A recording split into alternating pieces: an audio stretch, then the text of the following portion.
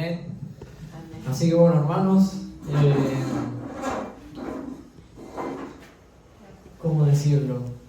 Bueno, cada cual no tiene, o sea, Dios con cada uno trata personalmente. Y Dios sabe cómo hacer para que nosotros entendamos qué es lo que Dios está queriendo hablar. A mí me pasa siempre lo mismo, o sea, Dios me viene todos los días hablando de lo mismo hasta el día que lo tengo que soltar. Y así que voy a compartir eso, de la misma manera que Dios me viene hablando siempre. El Señor me viene hablando de que para poder hacer su voluntad y entender cuál es su voluntad, nosotros necesitamos orden. Necesitamos orden tanto interno, primeramente interno, porque si no hay orden interno no puede haber externo. La palabra en Génesis dice que cuando Dios vio la tierra estaba desordenada y vacía, y que vino el Espíritu de Dios, resplandeció sobre las tinieblas y ordenó todo. Bueno, eso es lo que hace el Espíritu Santo, ilumina dentro nuestro y nos muestra lo que está en oscuridad, lo que está en tinieblas, lo que está mal, lo que hacemos mal, lo que está haciendo que nosotros no podamos estar, como decía siempre Omar, ¿no? En el centro de la voluntad de Dios. Una cosa es estar en la voluntad de Dios y otra cosa es estar en el centro de la voluntad de Dios, estar haciendo exactamente lo que Dios quiere. Y el Señor me hablaba mucho sobre esto, sobre que si yo quiero hacer la voluntad de Dios, yo me tengo que ordenar. Tengo que ser un buen administrador de mi tiempo, tengo que ser un buen administrador de mis decisiones, no mis propias decisiones, sino las decisiones de Él. Así que vamos a empezar leyendo la palabra en Efesios 5. Efesios 5, versículo 15.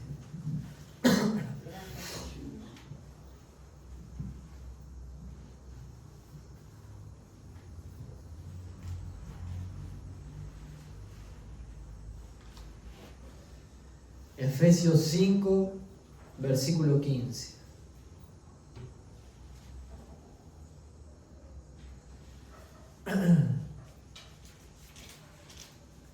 Dice así la palabra. Dice: miren pues con diligencia cómo anden, no como necios, sino como sabios, aprovechando bien el tiempo porque los días son malos. Por tanto, no sean insensatos, sino entendidos de cuál sea la voluntad del Señor. Dice: miren, observen, presten atención, con diligencia cómo anden. Diligencia, alguien diligente es que está alguien enfocado, alguien disciplinado, alguien que se pone una meta y la consigue. De eso se trata la diligencia, de estar ahí, bien, fijándose bien. Por eso dice: miren con diligencia, fíjense bien cómo andan, cómo están caminando, qué decisiones están tomando, qué pensamientos están teniendo, qué sentimientos, qué consecuencias traen esos pensamientos, esas decisiones. Me acercan más a Dios, me alejan de Dios. Cristo está creciendo más en mí, estoy creciendo más yo, estoy viendo fruto en mi vida y en mi entorno, no lo estoy viendo, estoy siempre igual. Fijarse bien cómo es que ando, porque en base a las decisiones que yo tome es como voy a vivir y el fruto que voy a ver. Dice: no como necios.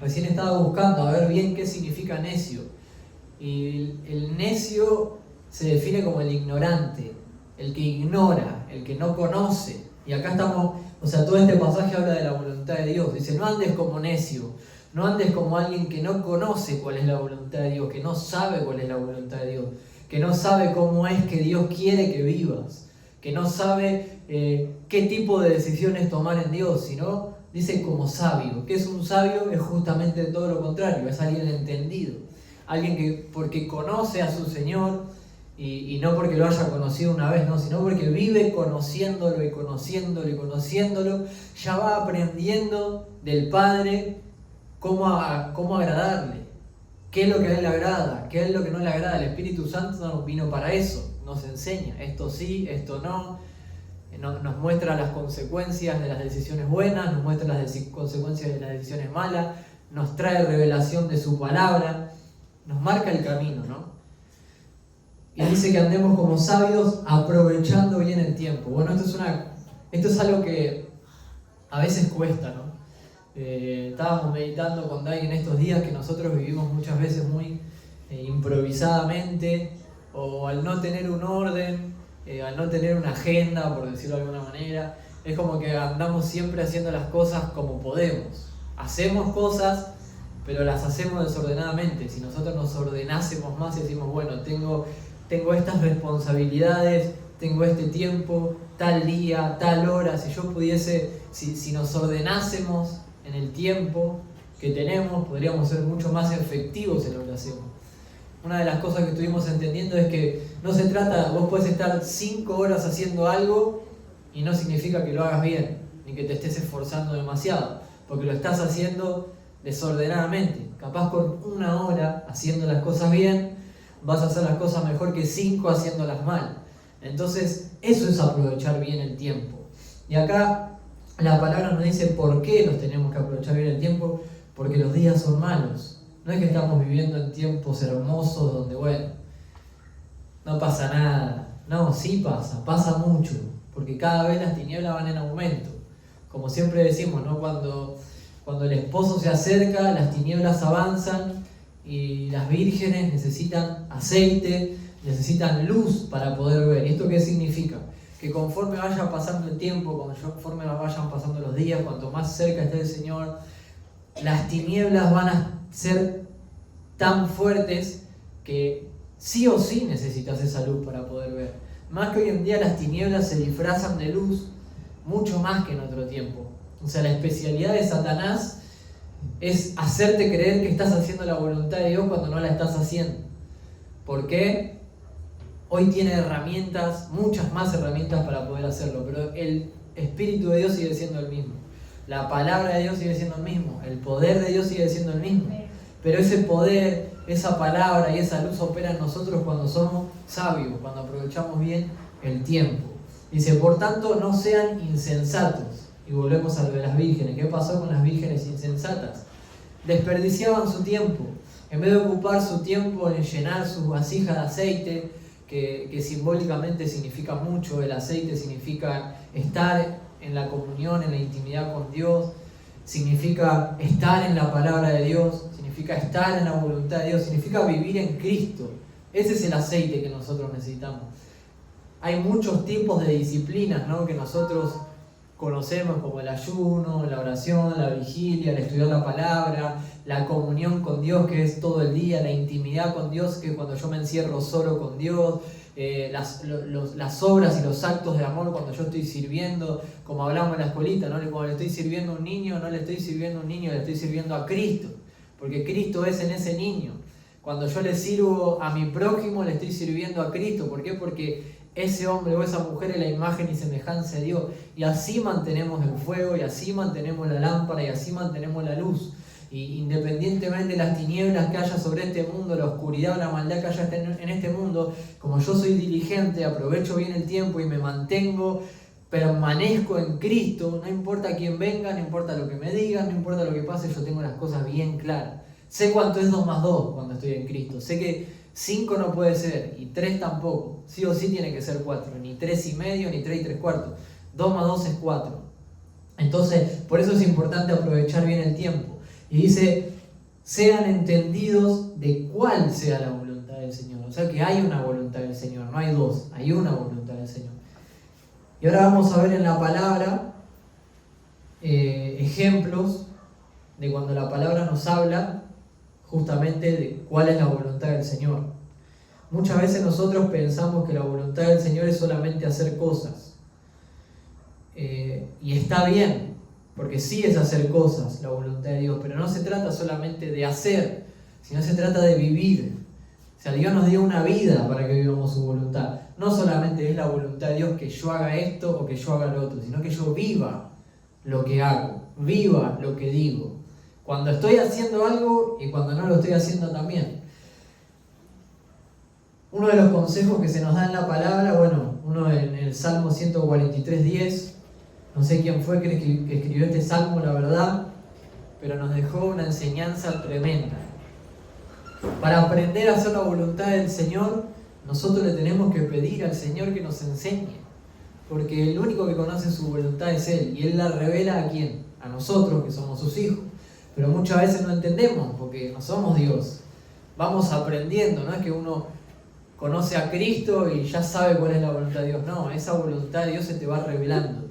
Y la mejor manera de poder entender cuál es la voluntad de Dios es esta, dice Salmo 143:10. Enséñame a hacer tu voluntad porque tú eres mi Dios. Tu buen espíritu me guíe a tierra de rectitud. Acá esto es una oración, está diciendo, Señor, enséñame a hacer tu voluntad. Que tu espíritu me guíe a poder andar en rectitud, a la tierra de rectitud. Cuando habla de la tierra de rectitud significa a vivir rectamente delante de tu presencia. Eso es lo que significa. Entonces oró esta persona, nos dejó esta perla. Señor, enséñame a hacer tu voluntad, yo quiero.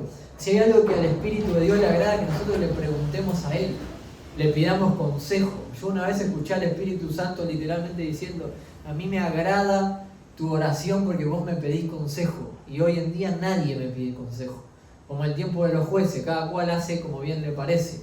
Pero el Espíritu de Dios quiere que le consultes, que le preguntes, que le decía, enséñame, necesito aprender. Fíjense que los grandes hombres de Dios generalmente nunca fueron los que más sabían, ni los que más estudiaban, y no digo que sea malo, es buenísimo. Tenemos que saber y tenemos que estudiar. Pero eran hombres que le pedían a Dios, Señor, ayúdame, Señor, enseñame, Señor, mostrame, Señor, guíame, Señor, limpiame. Le pedían, que dice, enséñame a hacer tu voluntad porque tú eres mi Dios. Vos sos, no yo. Vos sos el que sabe cuál es tu voluntad, no yo, pero yo quiero saber y sé que me vas a enseñar. Y si tu buen espíritu, y este es el medio mediante el cual Dios lo hace, Dios nos guía a través del Espíritu Santo, el Espíritu de Dios, el Espíritu Santo de Dios, que ahora vive en nosotros y también entre nosotros, nos guía. Al tal punto de que el Espíritu Santo nos guía y nos enseña tanto que hasta nos habla. Por ejemplo, les voy a dar un ejemplo. No sé si alguna vez les pasó de que estaban por salir y sentían una vocecita dentro tuyo y te decían, llévate una campera o llévate un buzo. Y decís, pero ¿cómo me voy a llevar un buzo si hace 25 grados, un sol de la hostia? ¿Para qué me voy a llevar un buzo? Y no te lo llevas. Resulta que a las 2 horas se nubló todo, llovió y un viento fresco y te enfermaste. Y era el Espíritu Santo diciéndote, mirá, salí, yo sé lo que te digo. Y el Espíritu Santo nos enseña, el Espíritu Santo nos advierte, el Espíritu Santo nos guía. ¿Cuántas veces en Espíritu íbamos caminando y sentís una inquietud? No, ahí no tengo que ir. No, por allá no tengo que pasar. Y después te enteraste que justo por el lugar donde sentiste que no tenías que pasar, pasó algo malo. Bueno, es el Espíritu Santo, nos guía en nuestro caminar, en todas las decisiones, en las más pequeñas, hasta en lo que tenés y no tenés que comer.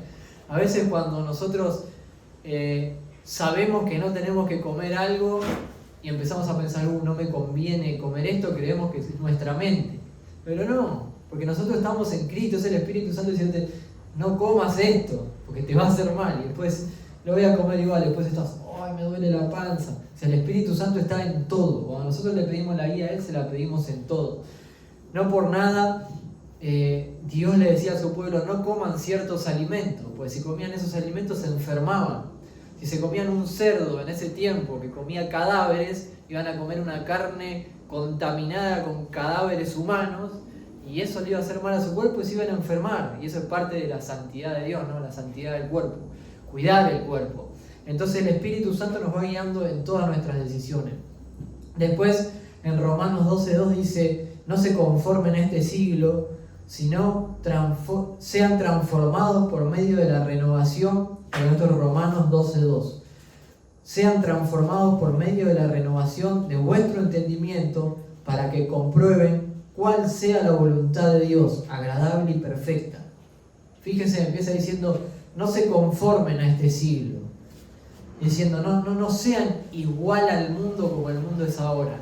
No hagan exactamente las mismas cosas, o sea, no vivan como el mundo vive, sino transformen, renueven su entendimiento. El entendimiento es la forma en que pensamos, la forma en que entendemos las cosas. Cuando nosotros dejamos que Dios nos haga entender las cosas, nosotros vamos a entender las cosas de otra manera. Por lo tanto, vamos a actuar diferente. Vamos a poner un ejemplo simple. ¿Cómo entendía yo cuando estaba en el mundo? ¿Qué tenía que hacer cuando alguien me faltaba el respeto? ¿Yo qué tenía que entender? Que me estaban humillando y que yo lo tenía que pasar por arriba. Esa era mi forma de entender ese momento. Yo entendía que me tenía que defender y que tenía que ser más fuerte que esa persona. Pero Cristo, ¿qué me dice? Si te humillan, humillate, dejate humillar. Dice, si te pegan una mejilla, poné la otra mejilla. Si te piden que cargue una milla, carga 2 millas. Si ves a uno que, si te roba la capa, bueno, dale la remera. Es todo lo contrario. Entonces mi forma de entender las cosas empieza a cambiar. Y yo empiezo a actuar de otra manera. ¿Por qué? Porque estoy dejando que la palabra de Dios, que el Espíritu de Dios mediante su palabra, mediante sus enseñanzas, me cambie la forma de pensar. Entonces, si Dios me cambia mi forma de pensar, yo voy a actuar de otra manera frente a las diferentes situaciones. Y de esta manera, dice, podemos comprobar cuál sea la buena voluntad de Dios, agradable y perfecta. La buena voluntad de Dios, cómo Dios quiere que yo actúe frente a esta situación. Esa es la voluntad de Dios. Dios quiere que nosotros entendamos, obedezcamos y actuemos como Él quiere que actuemos. ¿Por qué? Porque de esa manera vamos a obtener los resultados que Dios quiere y que nosotros también queremos. Vamos a ver las buenas consecuencias de obedecer a Dios y no las malas de tomar nuestras propias decisiones. Después en 1 Tesalonicenses 4, del 3 al 7 dice así. 1 Tesalonicenses 4, del 3 al 7 dice: pues la voluntad de Dios es vuestra santificación, que se aparten de fornicación, que cada uno de ustedes sepa tener su propia esposa en santidad y honor, no en pasión de concupiscencia como los gentiles que no conocen a Dios, que ninguno agravie ni engañe en nada a su hermano, porque el Señor es vengador de todo esto, como ya hemos dicho y testificado, pues no nos ha llamado a Dios a inmundicia, sino a santificación. Fíjense lo que dice, pues la voluntad de Dios es, y acá nos está diciendo qué es la voluntad de Dios, vuestra santificación. ¿Qué es la santificación?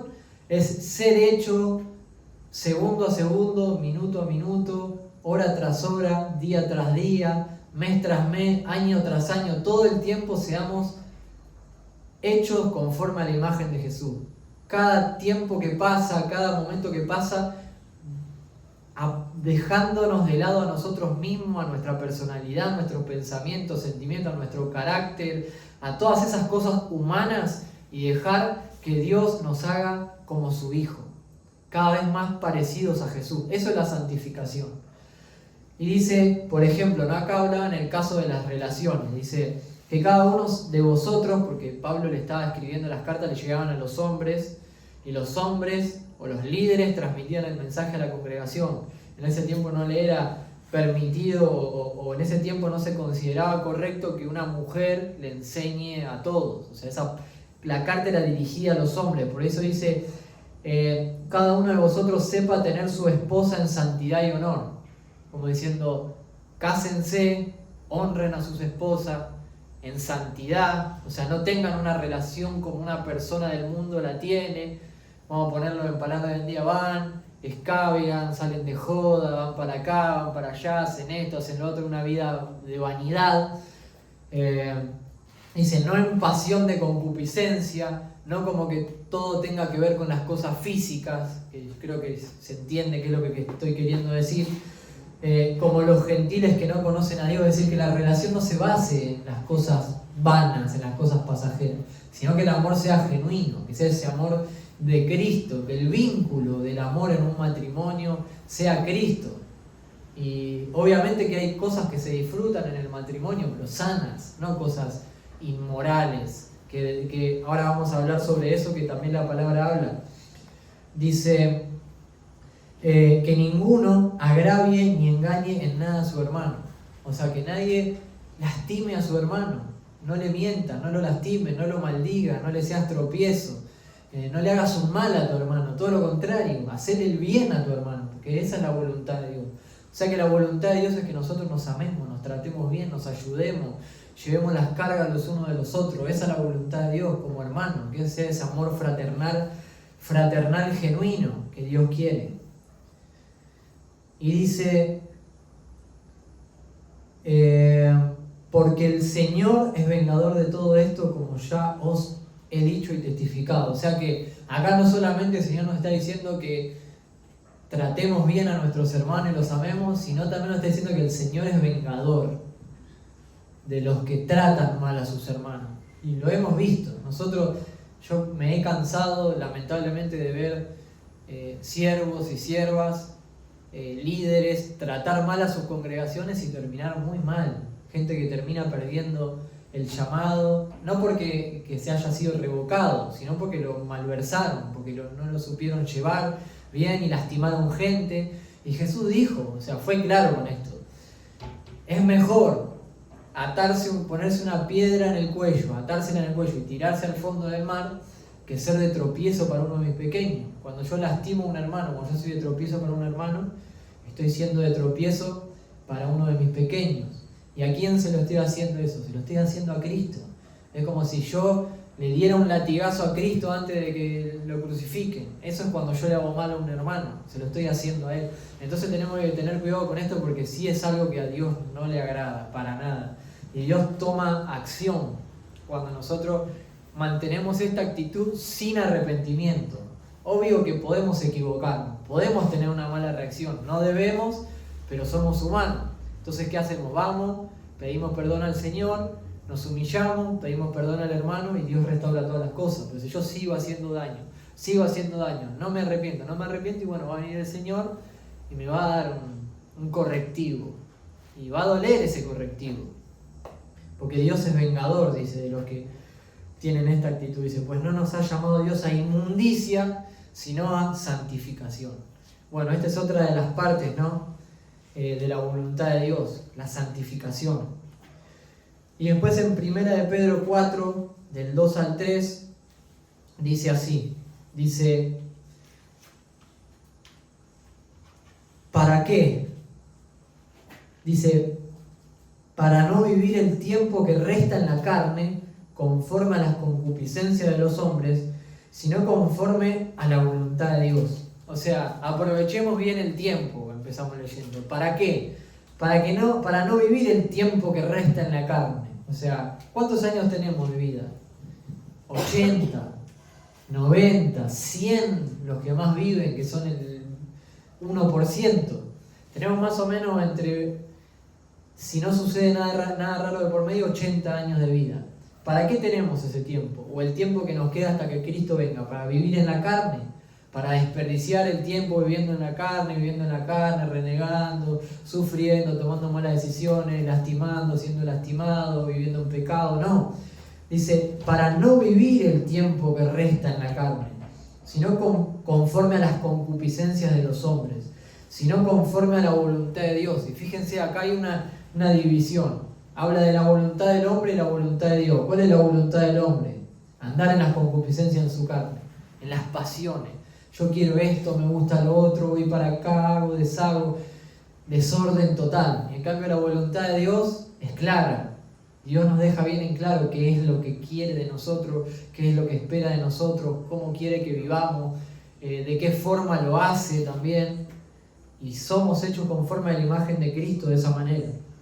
Y acá en el versículo 3 dice, baste ya el tiempo pasado para haber hecho lo que agrada a los gentiles. O sea, ya está, ya estuvieron en el mundo, ya vivieron como el mundo, bueno, ya está, ya ese tiempo ya pasó, ya quedó atrás, es hora de cambiar, es hora de empezar a vivir otra voluntad, no la voluntad que vivías antes, sino la voluntad de Dios.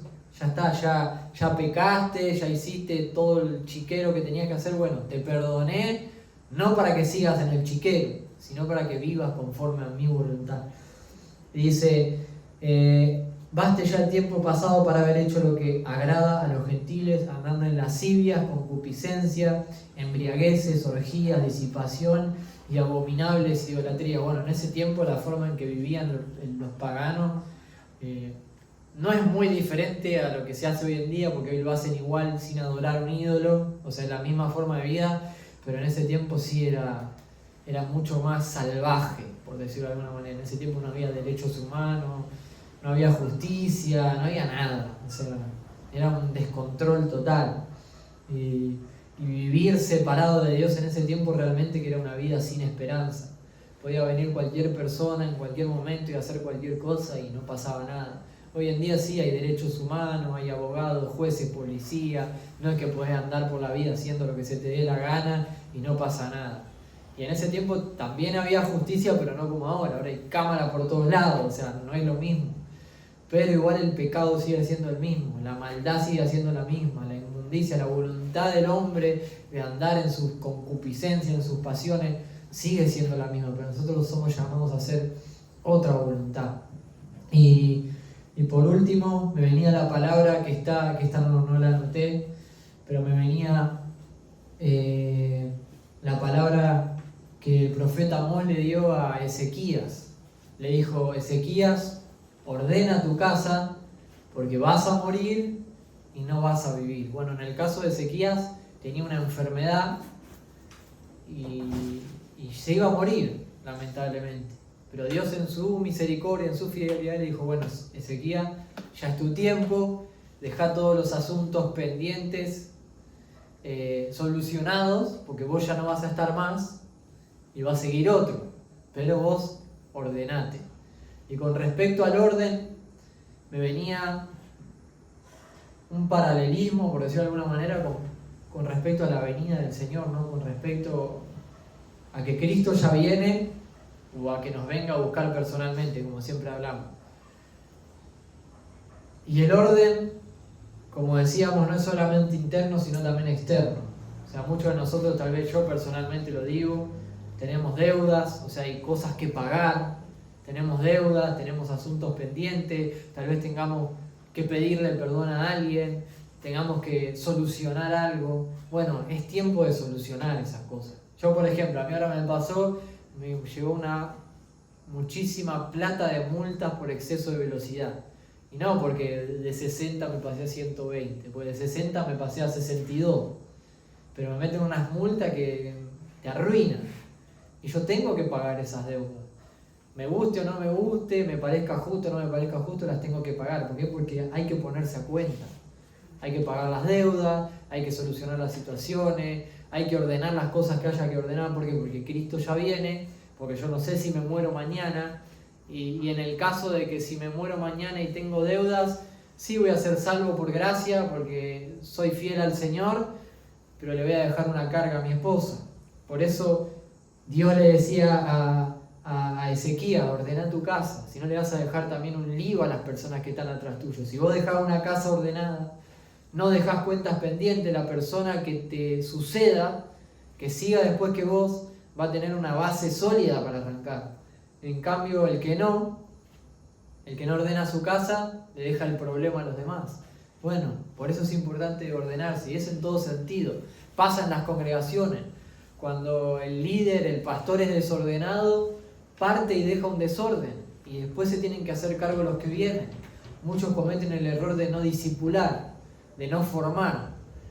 Con pastores que sea por ignorancia, por necedad, como habla la palabra, ¿no? Que es ignorancia, o por lo que fuese, no instruyen a alguien para que continúe, o algunos muchas veces por ego, o por no querer soltar, no discipulan, y cuando ellos parten, y bueno, ¿y ahora quién va a agarrar?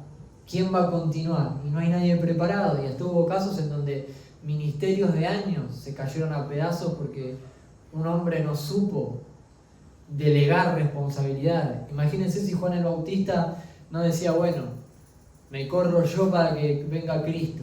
Y estaba viniendo Cristo y iba Juan el Bautista: no, yo, sigo yo. Iba a seguir predicando que Cristo iba a venir, que Cristo iba a venir, que Cristo iba a venir, y ya estaba ahí. O sea, era necesario que él mengue para que otro crezca. Entonces, es muy importante el orden en toda nuestra vida, es muy importante el orden tanto adentro nuestro como afuera nuestro, para así poder vivir la voluntad de Dios, para poder andar conforme a la voluntad de Dios. Así que bueno, hermano, es un desafío. Creo que todos nosotros tenemos cosas que ordenar, cosas que solucionar, cosas pendientes, que ya las tenemos que ordenar esas cosas. Y sabemos que Dios nos va a ayudar. No es que Dios nos deja a la deriva, bueno, manejate, no. La solución ya está. todo lo que necesitamos para nosotros ordenar lo que tenemos que ordenar, Dios ya lo proveyó. Pero Dios tiene que ver en nosotros una disposición. Aprovechar bien el tiempo y decir, bueno, Señor, me quiero alinear a tu voluntad, quiero ordenar todo lo que tenga que ordenar para poder estar, como hablamos al principio, en el centro de tu voluntad. Así que bueno, hermanos, esta es la palabra que Dios puso en mi corazón. Así que bueno, vamos a orar para que el Espíritu Santo nos guíe, para que podamos aprovechar bien el tiempo. Les mandamos un saludo a todos los que están en la transmisión. Dios los bendiga mucho. Y bueno, si escuchamos